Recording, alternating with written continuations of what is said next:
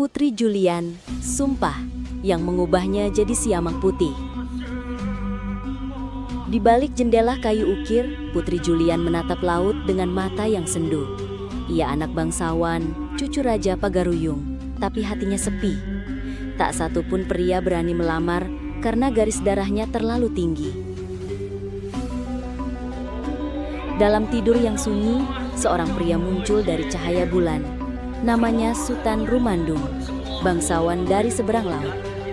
Tatapannya lembut, dan sejak malam itu hati Putri Julian tak bisa melupakan wajahnya.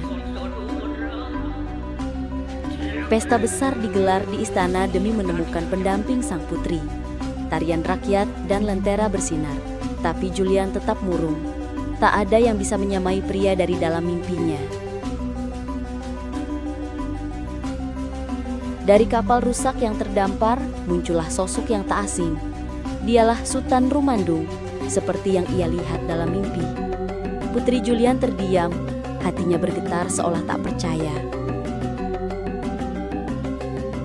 Mereka berdiri di bawah pohon ketaping, tangan bersatu. Putri Julian bersumpah, jika ia mengingkari cinta, biarlah tubuhnya jadi siamang putih. Sutan pun bersumpah akan kembali membawa cinta setia.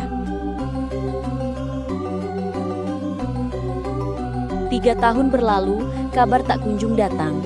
Sebuah kapal mewah membawa saudagar tampan, penuh pesona. Hati Julian mulai goyah, dan cinta pun perlahan berganti. Saat ijab kabul akan dimulai, tubuh Julian gemetar hebat. Jeritan menggelegar saat tubuhnya berubah, bulu putih menutupi kulitnya. Ia telah menjadi siamang putih, kutukannya menjadi nyata. Tubuh Putri Julian perlahan berubah. Tangannya memanjang, kulitnya tertutup bulu putih.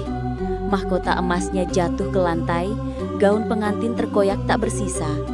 Di tengah istana yang kacau, berdirilah seekor siamang putih dengan mata manusia yang menangis.